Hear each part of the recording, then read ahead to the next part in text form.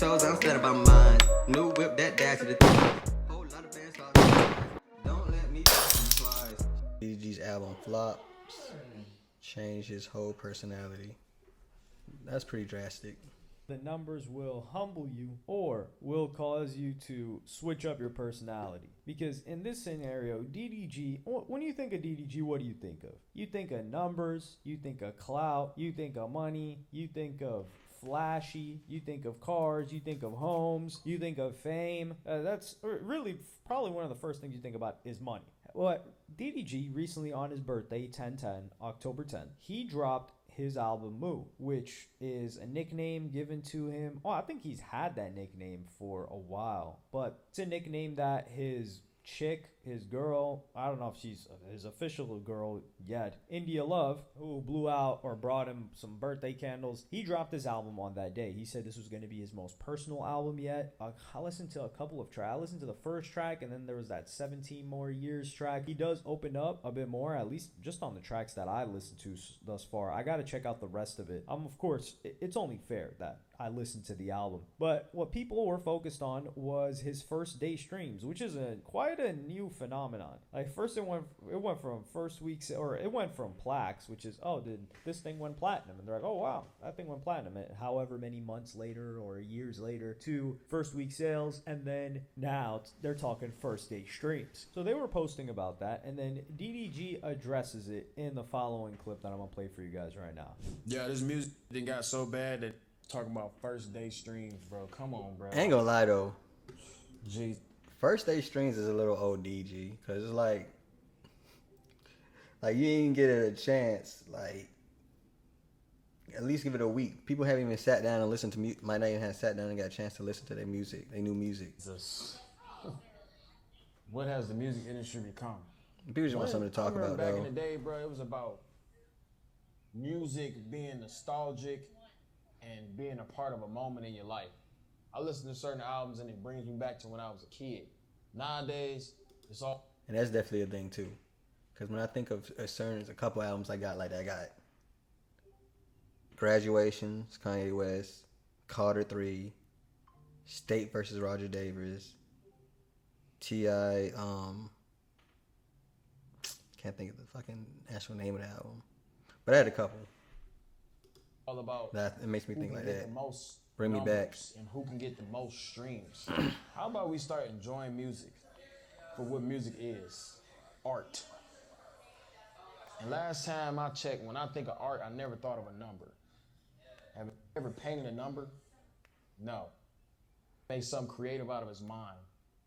Now this is absolutely hilarious. DDG talking about how about we enjoy music for what it is. I remember when music was this and that. Well, me personally, I remember when streaming or content was not about what the views the person had, but it was just like, yo, you resonate with this. You mess with it, especially streaming. Streaming was never really that crazy about the view count. A lot of people just did it. The early people that are some of the biggest streamers now, they just did it straight out of the love. That dude Ninja, which this is why I cannot take any level of disrespect levied towards Ninja. That dude was streaming Halo for years. He was like a pro Halo player. Probably, again, barely any viewers. Probably like less than a couple hundred. That guy just loved the game so much. Streamed Halo, just streamed what he loved, and then boom, blows up. This is one of the most organic, beautiful things you could ever witness. But DDG responds, and this is not, he doesn't respond to this, but a fan of his responds and says, quote, numbers don't matter. And he shows 5 days earlier, DDG says, DDG equals peak viewership. It definitely doesn't equal peak album sales or streams, that's for sure. Take notes on how people's views be next week. Hashtag the program. Should I petty and start my stream when he start to F his views up? 3 laughing emojis. This is when he was going back and forth in the beef that he had with Jay Cinco, who he's since patched it up with. But clearly he's flexing those numbers. So when people judge him by numbers, now he's talking about, oh man, numbers don't matter. You can't do that, Jay. You missed the numbers. To DDG in this scenario. You missed the numbers, the way that G. he dropped this album, it wasn't even like the last one. Like Blame the Chat, people saw the whole process. He was recording it during his hit-a-thon. So there was a lot of momentum leading into that. I think that one sold maybe somewhere between 8 to 13K first week, which I said was solid for DDG. You got to keep in mind, disregarding the fact that DDG is he still with Epic? He's signed to some sort of a label, or he's got distribution. I'm pretty sure he's signed to a label, so it will come out under the record label. But they're not treating DDG like, oh, we need to make this shake. We need to make this move. In order, he's on Epic Records. He's with Sony. So in order for them to do something like that, he's got to either have a single, he's got to give them the single ahead of time, he's got to prepare a lot of different stuff, he's got to do a bunch of press for them to really support it. So I think DDG, he put his music career on the back burner, and fans are even noticing it. Not his music career in terms of the quality of the music career, because people are actually messing with the quality of the music.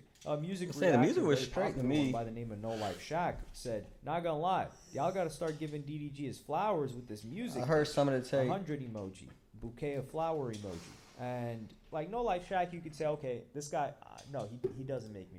I heard some of his tape, and the shit I heard is pretty straight. It's just, I don't know. I feel like he don't have no rap voice for some reason. But the cadence, flow, beat selection, all that shit pretty straight. He ain't saying no lame shit.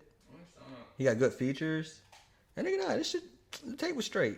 From what I heard so far, I ain't hear the whole thing yet. That's another guy that makes music. I don't know that No Life Shaq makes music, but this is a guy That that's song that reacting takes to a pretty lot of straight. music. He's I ain't gonna gonna lie, I be went fair. through some of them. He doesn't have a reason to say DDG's music is good if it's not. But an artist who we can trust that's made great music in the past and been in the game and even written great music for other people, Apple Pie by Travis Scott, the whole song was written by him, is Wale. And Wale replies and he says he definitely tough.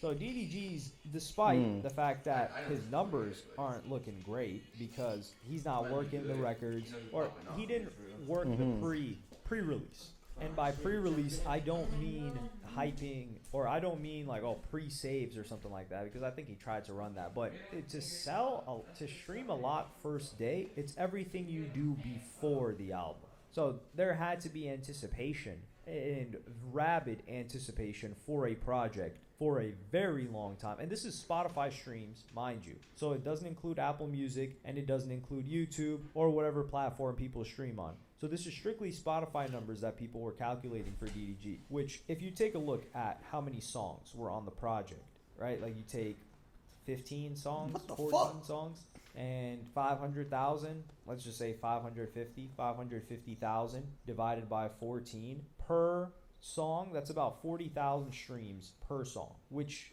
considering DDG's viewer count on Twitch, he gets what? Anywhere from, I think he averages 15,000 plus. That's average viewers. So how many people are coming through it? But he didn't hype it up. And somebody, one of his fans who's got it as their profile picture, DDG, you got to send a DM to people. DDG's got to send a DM to people and give them recognition if they're putting his album cover as their profile photo. But this person posted in DDG's community and said, DD needs to promote the album more himself though, not gonna lie. And a fan replies and says, bro, he's blackballed from the industry. It's no point. It's a trend to hate on 5. It's sad as F. 5. What the I just one keep second, remembering chat. that meme. I'm listening. For me, 5.